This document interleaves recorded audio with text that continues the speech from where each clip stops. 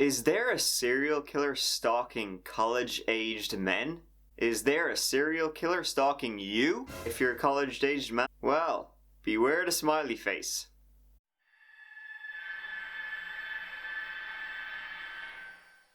Some believe there is a killer or killers called the Smiley Face Killer active in the United States. What they do is drown drunk college-aged males and leave a smiley face painted near where the body was dumped. Between 1997 and 2008, authorities pulled the dead bodies of more than 40 young white men out of rivers and lakes in more than 25 cities across 11 states. They'd mostly all been college-aged, popular and athletic. Most had been last seen leaving bars or parties while drunk. In nearly all cases, the police believed that the person simply being drunk fell into a river or body of water and drowned. After all, almost half of drowning deaths, they're linked to, However, one pair of detectives believed there was more to it.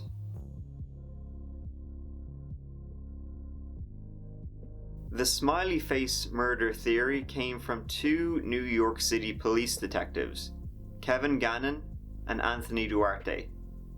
They concluded that the deaths of at least 45 young men by drowning have too many similarities to be unrelated. The theory began in connection with bodies found in New York City. It then spread to include murder cases from the Midwest. In at least a dozen cases, a painted smiley face was found near a body of water where a victim's corpse was dumped. Nearly all the victims of the Smiley Face Killer were white college men. The victims all had been spotted at local bars or parties getting drunk on the evening they disappeared. Nearly all these alleged drowning victims were discovered in a frigid northern climate during the winter months. Not a good time to go for a swim in the drink, and definitely not while you're drunk. And in at least a dozen cases, smiley faces were found painted near where the detectives determined the bodies had been dropped into the water. Also, the word Sinsiniwa, which means rattlesnake, was found near some of the smiley faces. The detectives believed that one of the primary motives may have been jealousy, as all the men were good-looking, athletic, and academically successful. However, because some of the deaths occurred on the same night but in different states, the detectives believed that the murders were carried out by an organized gang of murderers. They believed their theory enough to reportedly use their own personal money to continue the investigation when official funds dried up. So they truly believe in it, like a lot. The smiley-faced murder theory all began with 20-year-old Patrick McNeil. He was last spotted drinking with friends at a Manhattan bar one night in February of 1997. His corpse was dragged out of the East River 2 months later and 12 miles away. He was found floating in the water face up, which is extremely rare for drowning victims. An autopsy revealed ligature marks around his neck.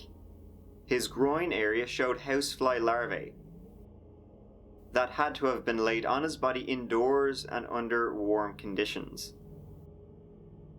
McNeil was dead before he ever hit the water. Although he'd been missing for 2 months, when his body was found, the absence of what's known as skin slippage under his feet indicated he'd been in the water for less than a day. On Halloween night 2002, 21-year-old University of Minnesota student Chris Jenkins was last seen being kicked out of a Minneapolis bar.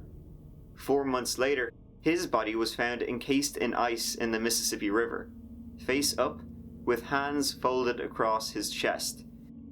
Again, not the typical position of a drowning victim. Gannon, then working in missing persons, caught the McNeil case, and he promised to the McNeil parents he would never give up.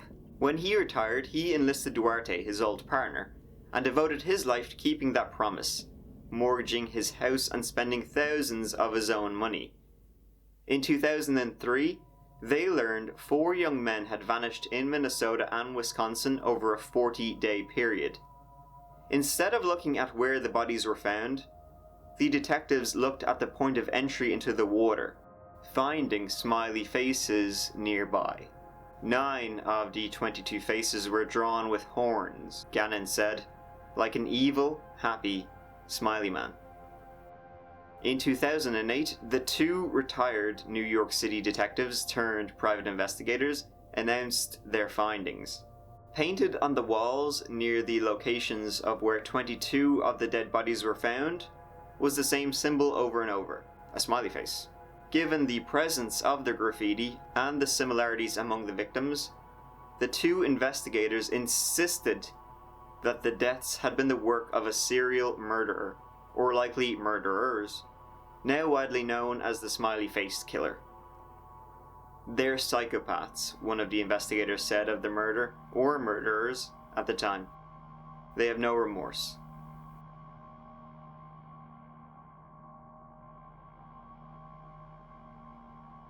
However, not everybody is so keen on the Smiley Face Murder Theory.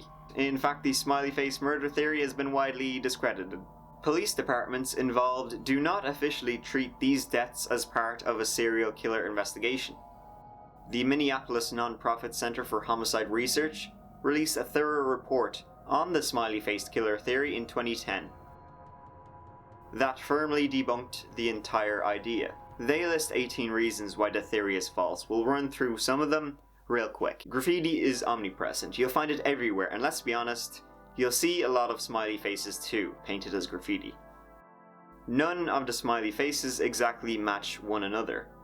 No criteria has been established specifying the necessary distance that a smiley face must occur in proximity to a deceased body in order to be counted. A smiley face could be 10 feet away, it could be a mile away. There is no evidence of victim trauma on the vast majority of bodies recovered. Sinsiniwa, they state, it's a Native American word meaning rattlesnake, that has long shown up in graffiti across the Midwest. It's not just linked to the smiley face killer, it just shows up, it's just a word that shows up all the time. Homicidal drowning is extremely rare. It is not a common method for a killer. Gannon, who once claimed to have mortgaged his house so he could pursue the smiley face investigations, seems to have stopped researching the case sometime around 2012. He and Duarte have reportedly moved on to more lucrative cases.